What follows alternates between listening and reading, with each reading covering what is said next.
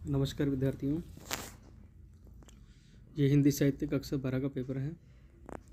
आप बार बार कह रहे थे कि सर जो पिछले साल का पेपर है वो हल करवाइए, तो आज मैं आपको हल करवाने वाला हूँ। साथ में पढ़ते हैं, देखें।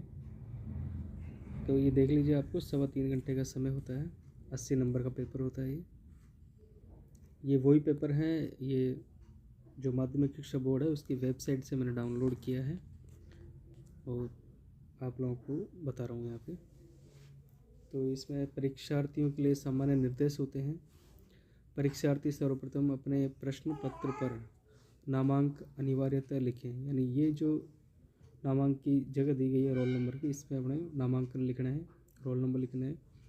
उसके बाद में लिखा है 2 नंबर पे, सभी प्रश्न हल करने अनिवार्य हैं, यानी किसी भी प्रश्न को छोड़ना नहीं है, सबको हल करना है।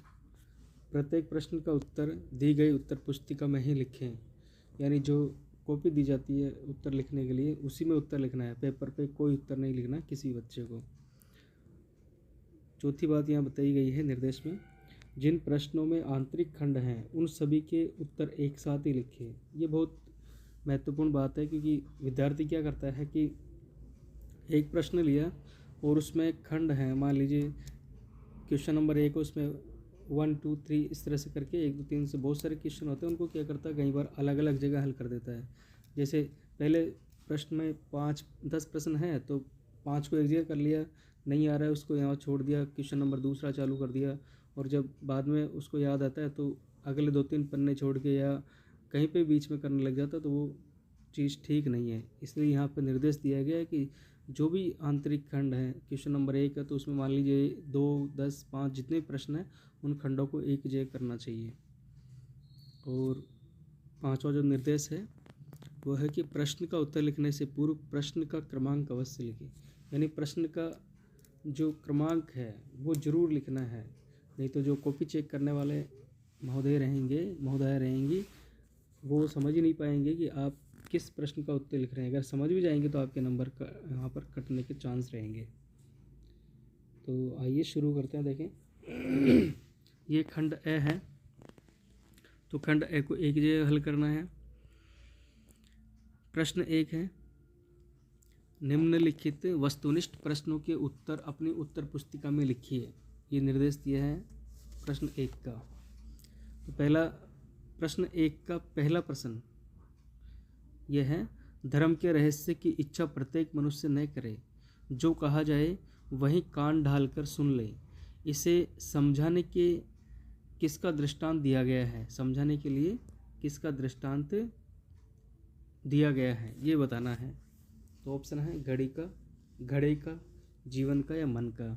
आप सबको पता है कि ये जो पाठ है पंडित चंद्रधर शर्मा गुलेरी जी का पाठ है, और इन्होंने जो सुमिरनी के मन के नाम से 3 लघु निबंध हमारे अंतराभाग 2 में संकलित है, उसमें से जो घड़ी के पुर्जे हैं उस लघु निबंध से ये प्रश्न बना है, और इसमें घड़ी का दृष्टांत यहाँ पर दिया गया है। तो उत्तर सही हो जाएगा ए। सुमिरनी के मन के नाम से 3 लघु निबंध है पंडित चंद्रधर गुलेरी के, बालक बच गया, घड़ी के पुर्जे और ढेले चुन लो। अगला प्रश्न है, शेर किसकी मुद्रा में बैठा हुआ था। तो ये जो पाठ है ये असगर वजाहत जी हैं, उनका पाठ है जो हमारे अंतरा में लिया गया है, और इसमें बताना है कि शेर किसकी मुद्रा में बैठा हुआ था। तो ऑप्शन है राम की मुद्रा में, या ऑप्शन बी कृष्ण की मुद्रा में, या ऑप्शन से गौतम बुद्ध की मुद्रा में, या ऑप्शन द महावीर की मुद्रा में। तो यहाँ हो जाएगा उत्तर ऑप्शन नंबर से, गौतम बुद्ध की मुद्रा में। तो यहाँ पर भी जो असगर वजाहत की यहाँ 4 लघु कथाएं यहाँ पर अंतरा में संकलित की गई है, और उन चारों लघु कथाओं के नाम है शेर हैं। और शेर जो लघु कथा है वो प्रतीकात्मक है और व्यंग्यात्मक है, और इसमें जो शेर प्रतीक है वो है व्यवस्था का। इसके अलावा पहचान है दूसरी इनकी लघु कथा, तीसरी 4 हाथ है, और चौथी साझा है। अगला प्रश्न है, वसंत आया कविता के रचनाकार हैं। वसंत आया कविता के रचनाकार बताना है। ऑप्शन ए ए है केदारनाथ सिंह, ब रघुवीर सहाय, स जयशंकर प्रसाद या द अज्ञेय। तो वसंत आया आप सभी को पता है, सीधा सीधा प्रश्न पूछा गया कि इसके रचनाकार कौन है, पाठ का नाम दे दिया है और रचनाकार का नाम पूछ लिया गया है। तो इसका उत्तर हो जाएगा ऑप्शन नंबर ब रघुवीर सहाय। रघुवीर सहाय जी इस पाठ के माध्यम से, वसंत आया पाठ के माध्यम से बताना चाहते हैं कि आज का जो मनुष्य है उसका प्रकृति से रिश्ता टूट गया है, उसको वसंत आने का पता ही नहीं चलता है, और वसंत आने का पता चलता है उसको कैलेंडर से, अनुभव नहीं करता वो, बल्कि कैलेंडर से पता चलता है। तो इस पाठ के अंदर आज के मनुष्य की जो आधुनिक जीवन शैली है उसके ऊपर व्यंग्य किया गया है। अगला प्रश्न है, भरत राम का प्रेम पाठ तुलसी की किस रचना से लिया गया है? तो ऑप्शन है विनय पत्रिका से, या ब कवितावली से गीतावली से, या द रामचरितमानस से। तो इसका सही उत्तर हो जाएगा रामचरितमानस से। ये जो है भरत राम का प्रेम दोहा और चौपाई शैली में है, रामचरितमानस से ये लिया गया है। और रामचरितमानस के भी अयोध्या कांड से यहाँ पर लिया गया है। इसमें राम के वनगमन के पश्चात में भरत की जो मनोदशा है उसका यहाँ पर वर्णन किया गया है। अगला प्रश्न है, भैरों को उकसाने और भड़काने में किसकी प्रमुख भूमिका थी? ऑप्शन है ए जगधर, ब सुभागी की, स मिठुआ की, द नायक राम की। तो इसका सही उत्तर हो जाएगा ऑप्शन नंबर ए जगधर की। ये जो पाठ है ये अंतराल किताब से है, अंतराल भाग 2 से, और पाठ का नाम सूरदास की झोंपड़ी है, जो कि प्रेमचंद जी के रंगभूमि उपन्यास का अंश है। अगला प्रश्न है, बिस्कोहर की माटी पाठ विश्वनाथ त्रिपाठी की आत्मकथा का अंश है, यानी किस आत्मकथा का अंश है ये बिस्कोहर की माटी पाठ? तो ऑप्शन है हिंदी आलोचना का, ऑप्शन ब नंगा तलाई गाँव का, ऑप्शन से कब तक पुकारूं का, या ऑप्शन द आवारा मसीहा का। तो यहाँ पर हम सबको पता है कि इनका जो पाठ है बिस्कोहर की माटी वो इनकी आत्मकथा नंगा तलाई का गांव से लिया गया है, तो ये उसी का अंश है। अगला प्रश्न है,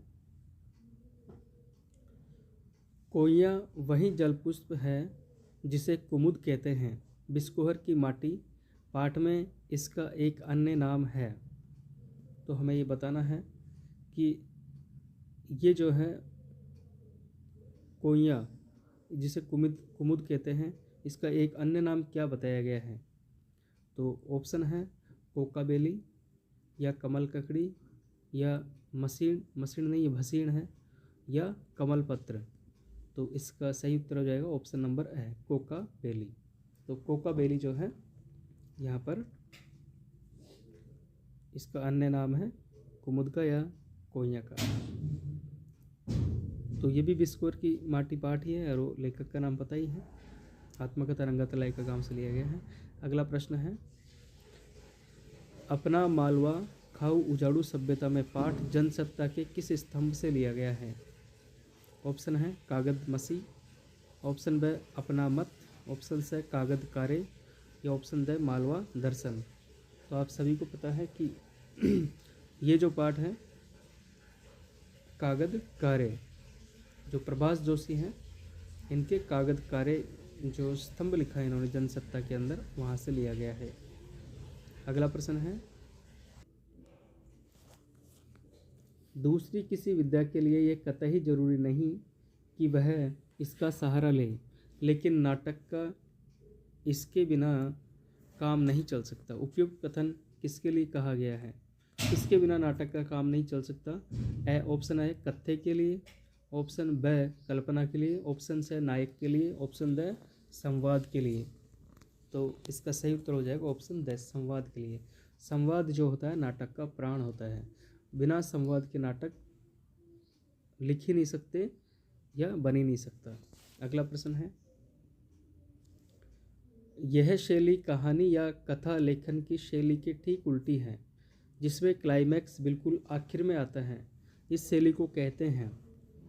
तो ऑप्शन है सीधी पिरामिड शैली, उल्टा पिरामिड शैली, विवरणात्मक शैली या सूचनात्मक शैली। अब इसमें जो है इस ऐसी शैली की बात की जा रही है जो कि कथा यानी कहानी लेखन शैली की ठीक उल्टी हो, जिसमें क्लाइमैक्स बिल्कुल आखिर में आता है। कहानी में तो क्लाइमैक्स आखिर में आता है, लेकिन ऐसी कौन सी जो इसकी उल्टी हो, तो ये हो गया उल्टा पिरामिड शैली। उल्टा पिरामिड शैली जो है इसमें क्लाइमैक्स से जो पहले आ जाता है, तो इसका उत्तर हो जाएगा ऑप्शन नंबर ब। अगला प्रश्न है, विशेष लेखन में डेस्क होता है। ऑप्शन है अलग अलग विषयों के समाचारों के लिए, ऑप्शन ब है सामान्य जन समुदाय के लिए, ऑप्शन से व्यापारिक प्रतिष्ठानों के लिए, ऑप्शन द राजनीतिक समाचारों के लिए। तो इसमें सही उत्तर हो जाएगा ऑप्शन नंबर ए, यानी अलग अलग विषयों के लिए डेस्क होती है। यानी जब समाचार जो पत्र होते हैं या टीवी चैनल जो होते हैं, रेडियो चैनल होते हैं, उनमें विशेष लेखन के लिए अलग अलग डेस्क होती है। जो अलग अलग विषय के विशेषज्ञ होते हैं वो वहाँ पर बैठ के अपने समाचार लेखन का कार्य करते हैं, तो उसी को डेस्क कहते हैं। अगला प्रश्न है, हर्ष भोगले, जसदेव सिंह, नरोत्तम पुरी किस विशेष क्षेत्र के लिए जाने जाते हैं। ऑप्शन ए है राजनीतिक के समाचारों के लिए, ऑप्शन ब खेल समाचारों के लिए, ऑप्शन से शिक्षा व पर्यावरण के लिए, ऑप्शन द फिल्म व मनोरंजन के लिए। तो सही उत्तर हो जाएगा ऑप्शन नंबर ब, खेल समाचारों के लिए। ये जो तीनों महापुरुष हैं ये खेल समाचारों के लिए जाने जाते हैं। ये जो है 40 सालों से हॉकी से लेकर क्रिकेट तक और ओलंपिक से लेकर एशियाई खेलों तक में कमेंट्री करते रहे हैं, इसलिए खेल समाचारों से इनका संबंध है, इसलिए खेल समाचारों के लिए जाने जाते हैं। अगले जो है रिक्त स्थान वाले प्रश्न हैं, निम्नलिखित रिक्त स्थानों की पूर्ति उचित स्थान से कहीं कीजिए। आपको रिक्त स्थान में क्या आएगा वो भरना है। पहला प्रश्न है, खालिस्तान काव्य का वह गुण जिसके कारण वाक्य का अर्थ तुरंत पढ़ने के साथ ही समझ में आ जाता है, उसे क्या कहा जाता है, कौन सा काव्य गुण है वो। तो हम सबको पता है कि वो गुण है प्रसाद गुण। प्रसाद गुण उसी प्रकार है जिस प्रकार सूखी लकड़ी तुरंत ही आग पकड़ लेती है या गीला वस्त्र तुरंत पानी ग्रहण कर लेता है, उसी प्रकार प्रसाद गुण होता है। जो जिस काव्य को हम पढ़कर तुरंत ही हमें उसका अर्थ समझ में आ रहा है, तो वहाँ पर प्रसाद गुण हो जाएगा। तो इसका सही उत्तर हो जाएगा प्रसाद गुण। गुण 3 प्रकार के होते हैं, आप सभी जानते हैं, प्रसाद गुण, ओज गुण और माधुर्य गुण। अगला प्रश्न है दूसरा, जब अर्थ सहज ही समझ में न आए या जहाँ अर्थ को समझने के लिए मस्तिष्क पर बहुत जोर लगाना पड़ता है, वहाँ खालिस्तान दोष होता है। वहाँ कौन सा दोष होता है, तो वहाँ होता है क्लिष्टत्व दोष। अगला प्रश्न है, यह मात्रिक विषम छंद है, दोहा और रोला छंदों के मेल से खालिस्तान छंद बनता है। तो यहाँ कौन सा छंद है जो दोहा और रोला छंद से मिलकर बनता है, जो विषम मात्रिक छंद भी है। तो हम सभी को पता है कि ये होता है कुंडलिया छंद। दोहा और रोला छंद को मिलाकर कुंडलिया छंद बनता है। दोहा छंद की बात की जाए तो दोहा छंद के जो प्रथम और तृतीय चरण है उसमें 13-13 मात्राएं होती हैं, और द्वितीय और चतुर्थ जो चरण है उसमें 11-11 मात्राएं होती हैं। इसके अलावा जो रोला छंद है उसमें 24-24 मात्राएं होती है। तो इस प्रकार ये 2 छंदों से मिलकर बनता है, तो ये विषम मात्रिक छंद है कुंडलिया। अगला प्रश्न है क्वेश्चन नंबर 4, गीतिका के आरंभ में खालिस्तान जोड़ने पर हरि गीतिका बनता है। तो क्या जोड़ने पर हरि गीतिका बनता है, तो हमें पता है कि गीतिका में 26 मात्राएं होती हैं और हरि गीतिका में 28 मात्राएं होती हैं। तो आरंभ में अगर हम इसके 2 मात्राएं जोड़ देंगे तो वो क्या बन जाएगा, हरि गीतिका बन जाएगा। तो यहाँ पर उत्तर हो जाएगा 2 मात्राएं, अर्थात गीतिका के आरंभ में 2 मात्राएं जोड़ने पर हरि गीतिका बनता है।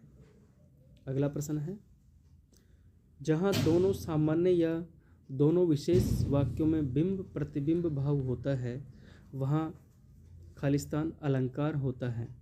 कौन सा अलंकार होता है वहाँ पे, ये हमें बताना है। तो विद्यार्थियों, जहाँ पहले एक ही बात कही जाए और फिर उससे मिलती जुलती दूसरी बात कही जाए, और उन दोनों में भिन्न भिन्न धर्म होने पर भी अगर बिंब प्रतिबिंब भाव हो तो वहाँ दृष्टांत अलंकार होता है। जैसे उदाहरण के लिए, करत करत अभ्यास के जड़मति होत सुजान, रसरी आवत जात ते सिल पर परत निशान। तो एक ऊपर तो कहा गया है कि बार बार अभ्यास करने से जो जड़ बुद्धि है, मूर्ख बुद्धि है, वो भी सुजान यानी ज्ञानी हो जाता है। और उसी प्रकार रस्सी जो है वो बार बार रस्सी आती जाती कहाँ पर, सिल के ऊपर, तो उस पर भी अपने निशान छोड़ जाती है। तो ऊपर जो बात कही गई है उससे ही मिलती जुलती बात अगले पंक्ति में कह दी गई है, इसलिए यहाँ पर बिंब प्रतिबिंब भाव दर्शाया जा रहा है, इसलिए यहाँ पर दृष्टांत अलंकार है। दूसरा उदाहरण हम ले सकते हैं कि कनकन जोरे मन जुरे, खावत निबरे सोई, बूंद बूंद ते घट भरे, टपकत रितो होई। तो इस प्रकार दोनों उदाहरण में दृष्टांत अलंकार है ना। तो यहाँ पर जहाँ पे बिंब प्रतिबिंब होता है वहाँ पर दृष्टांत अलंकार हो जाएगा। अगला प्रश्न है, खालिस्तान में प्रकृति को मानवीय रूप दिया जाता है तथा निर्जीव पदार्थों को मनुष्यों की तरह काम करते या सुख दुख आदि भावों से पूरित और प्रभावित दिखाया जाता है। तो यहाँ पर क्या होगा ये हमें बताना है। तो यहाँ हो जाएगा मानवीकरण अलंकार। मानवीकरण अलंकार में क्या होता है कि अमानवीय वस्तुओं पर, अमानवीय पदार्थ या वस्तुएं होती हैं उनके ऊपर मानवीय क्रियाकलापों का आरोप कर दिया जाता है, आरोपण कर दिया जाता है। अर्थात जो प्राकृतिक पदार्थ है, निर्जीव पदार्थ है, उनको मनुष्य की तरह काम करते हुए उनके सुख दुखों की तरह दिखा दिया जाता है। तो वहाँ पर मानवीकरण अलंकार होता है। जैसे उदाहरण के लिए मैं कहूँ, फूल हंसे कलियाँ मुस्काई। तो फूलों जो प्राकृतिक पदार्थ है, फूल हैं, उनको हंसते हुए, हंसता कौन, मनुष्य हंसता है, तो उनको हंसते हुए चित्रित किया गया है, बताया गया है। और कलियाँ मुस्काई, कलियों को मुस्कुराते हुए। तो ये मानवीय क्रिया करते हुए दिखाए गए हैं, मनुष्य की तरह काम करते हुए या कार्य करते हुए दिखाए गए हैं, सुख दुख आदि भावों से पूरित दिखाया गया है, इसलिए यहाँ पर मानवीकरण अलंकार है। तो यहाँ जो 6 नंबर का प्रश्न है उसमें भी मानवीकरण अलंकार होगा। अगला प्रश्न है, यह है गद्यांश। निम्नलिखित अपठित गद्यांश को पढ़कर पूछे गए प्रश्नों के उत्तर लिखिए। गद्यांश का उत्तर सही तरीके से देने के लिए हमें ध्यानपूर्वक गद्यांश को पढ़ना चाहिए, उसके बाद में ही हमें उत्तर लिखने चाहिए। एक बार अगर गद्यांश समझ में नहीं आए तो उसको दोबारा हमें पढ़ लेना चाहिए, ताकि उसका भाव जो है हमें अच्छे से समझ में आ जाए और पूछे गए प्रश्नों का उत्तर हम सही सही दे सकें। तो आइए कोशिश करते हैं। आप पढ़ लीजिए इसको स्किप करके, मैं डायरेक्ट आपको उत्तर बताने की कोशिश करता हूँ। ये मेरे अनुसार उत्तर दे रहा हूँ, आप देख लेना एक बार। विश्व में किस देश के पास ऐसी भूमि है जो उसे सब प्रकार से संपन्न बना सके? तो ये भूमि, यहाँ इस पैराग्राफ को पढ़ने के बाद हमें पता चल रहा है कि भारत देश के पास ऐसी भूमि है जो उसको सब प्रकार से संपन्न बनाती है। दूसरा प्रश्न है, किसे अवांछित समझौते करने पड़ते हैं? तो गद्यांश को पढ़ने के बाद में हमें ये पता चल रहा है कि जिस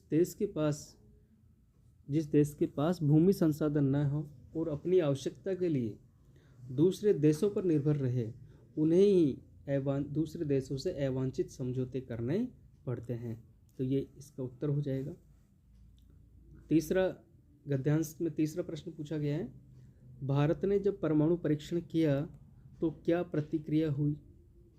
तो इसका उत्तर गद्यांश में दे रखा है कि भारत पर विश्व ने कई तरह के प्रतिबंध लगाए। अगला प्रश्न है, चौथा प्रश्न, इराक पर प्रतिबंध लगने पर क्या हुआ? तो इराक पर प्रतिबंध लगने से इराक जो है दाने दाने के लिए तरसा। ये यहाँ पर लिखा हुआ है, दाने दाने के लिए तरसना पड़ा। 5वां प्रश्न है, किसे कष्टों का सामना नहीं करना पड़ा? तो यहाँ पर इसी पैराग्राफ में बताया गया है कि हमारे देश को और हमारे देश के वासियों को किसी कष्ट का सामना करना नहीं पड़ा। हमारे देश का काम, कोई हमारे देश का काम भी नहीं रुका और हमारे देश के वासियों को किसी प्रकार का कष्ट सहन नहीं करना पड़ा। तो देशवासियों को किसी कष्ट का सामना नहीं करना पड़ा, ये इसका उत्तर हो जाएगा। 6वां प्रश्न है, प्रस्तुत गद्यांश का उचित शीर्षक लिखिए। तो उचित शीर्षक हम एक से ज़्यादा भी दे सकते हैं और हम छांटना पड़ेगा कि उचित शीर्षक क्या हो सकता है। हमें अच्छी तरह सोच समझ कर ही शीर्षक देना पड़ता है। तो कुछ शीर्षक है, 1-2 मैंने लिखे हैं। एक तो संसाधन संपन्न भारत या दूसरा आत्मनिर्भर भारत। ये दोनों ही मुझे ठीक लगते हैं, तो आप इनमें से लिख सकते हो। अगला प्रश्न है, अपठित पद्यांश। वो गद्यांश था, ये पद्यांश है। प्रश्न नंबर 4। ये मीराबाई का पद है, पायो जी मैंने राम रतन धन पायो। तो इस तरह आप पद पढ़ लेना। पहला प्रश्न पूछा गया है, मीरा ने कैसा धन पाया? मीरा ने कैसा धन पाया? तो पद्यांश को हम पढ़ेंगे तो पद्यांश में दिया गया है कि मीरा ने राम नाम के रत्न रूपी धन पाया है। राम नाम रूपी जो रत्न है वैसा धन मीरा जी ने पाया है। दूसरा प्रश्न है, सतगुरु ने कैसी वस्तु दी? तो सतगुरु ने अमोलक वस्तु दी। राम नाम रूपी अमोलक वस्तु सतगुरु ने मीरा जी को दी, मीराबाई को दी। तीसरा प्रश्न है, सब कुछ खोकर मीरा ने कैसा धन प्राप्त किया? तो जन्म जन्मांतर की पूंजी। सब कुछ खोकर मीराबाई ने जन्म जन्मांतर की पूंजी ही प्राप्त कर ली। चौथा प्रश्न है, मीरा के धन की क्या विशेषता है? तो यहाँ पद्यांश में बताया गया है कि मीराबाई का जो धन है वो ना तो खर्च होता है और ना ही कोई चोर उसको चुरा सकता है, बल्कि उस धन की ऐसी विशेषता है कि वो प्रतिदिन बढ़ता ही चला जाता है। तो ये इनकी धन की विशेषता है। 5वां प्रश्न है, सत की नाव के खेवटिया कौन है? सत की नाव के खेवटिया कौन है? तो यह है सतगुरु। सत की नाव की खेवटिया किसको बताया गया है? यहाँ पर सतगुरु को बताया गया है। और जो लास्ट में प्रश्न है, प्रस्तुत पद्यांश का उचित शीर्षक लिखिए। तो इसका उचित शीर्षक हो जाएगा मीराबाई या मीराबाई की भक्ति। अगले प्रश्न है, प्रश्न संख्या 5 से 16 तक प्रत्येक प्रश्न के लिए अधिकतम शब्द सीमा 40 शब्द है, यानी 40 शब्दों में इनके उत्तर लिखने हैं, बताने हैं।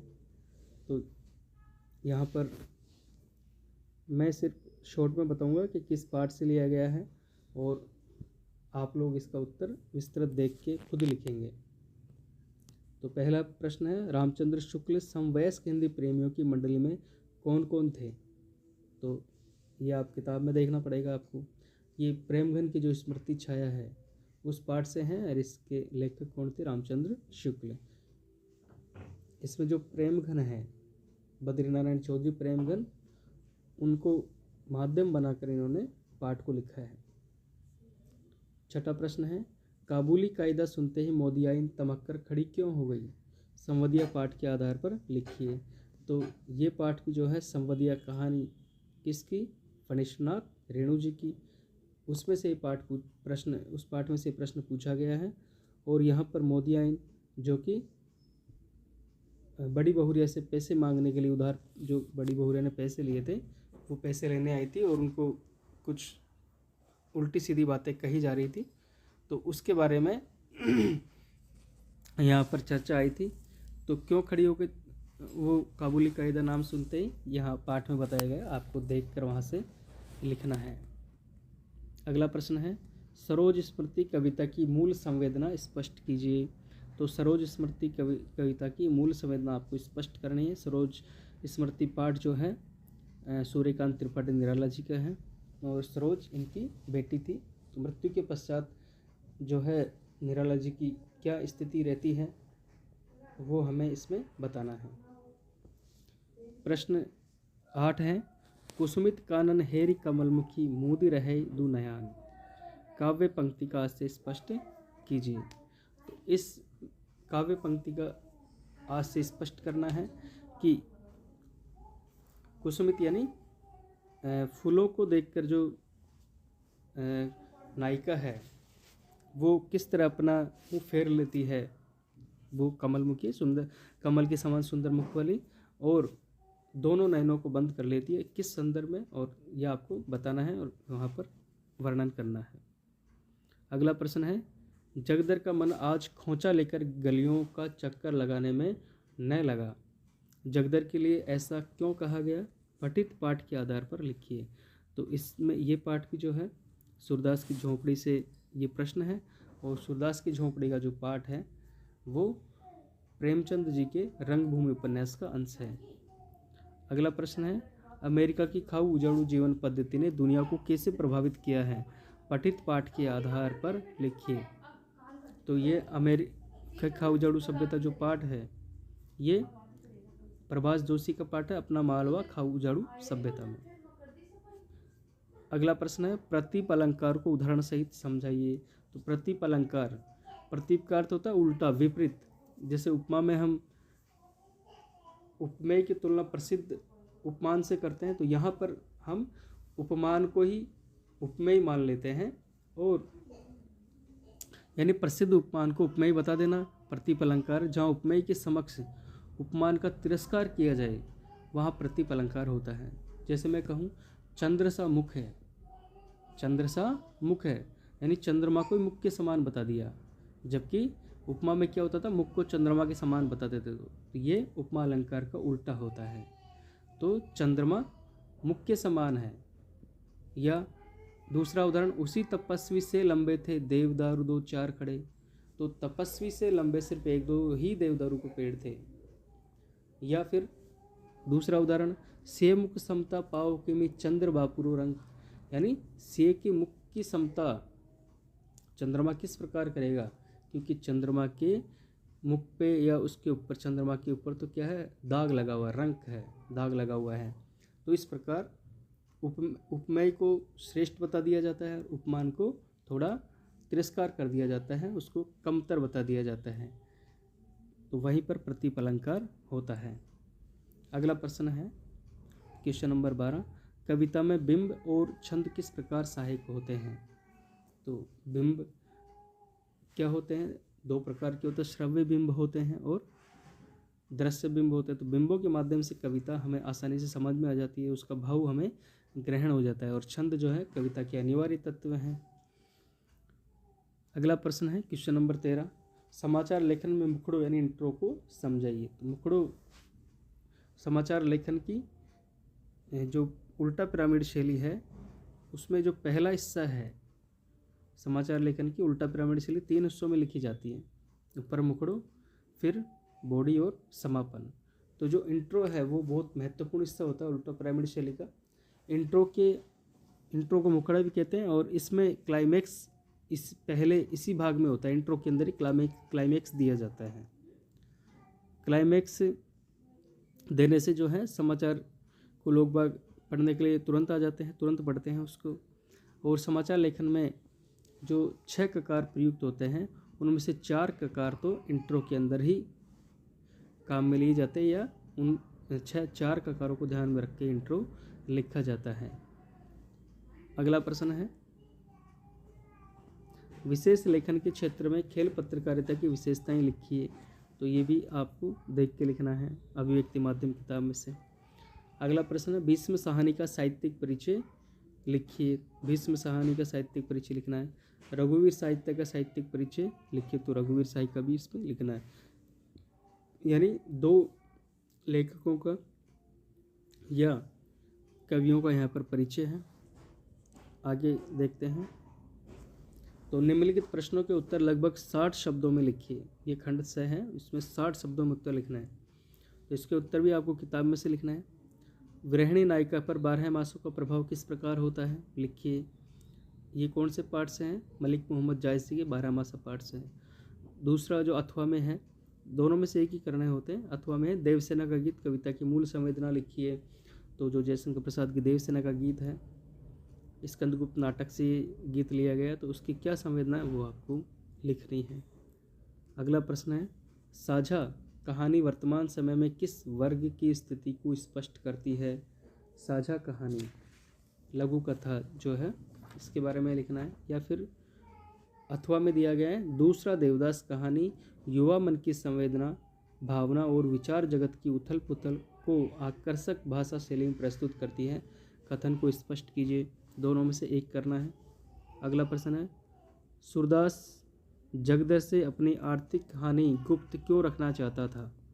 या तो इस प्रश्न को कीजिए, या अथवा मालवा में विक्रमादित्य और भोज और मुंज रेनेसा यानी पुनर्जागरण के बहुत पहले हो गए, कैसे स्पष्ट कीजिए, क्योंकि ये पौराणिक या ऐतिहासिक व्यक्ति हैं विक्रमादित्य जी, भोज और मुंज। तो उनके संदर्भ में हमें बताना है कि उस समय कैसी स्थिति थी, रेनेसा की बहुत पहले कैसे हुआ, वो सब हमें बताना है। अगला प्रश्न है क्वेश्चन नंबर 20, इसमें गद्यांश की सप्रसंग व्याख्या करनी है। तो जो पहला गद्यांश है, दुरंत जीवन शक्ति एक कठिन उपदेश है, जीना भी एक कला है लेकिन कला ही नहीं तपस्या है, जियो तो प्राण ढाल दो जिंदगी में, मन ढाल दो जीवन रस के उपकरणों में। ठीक है, लेकिन क्यों? क्या जीने के लिए जीना ही बड़ी बात है?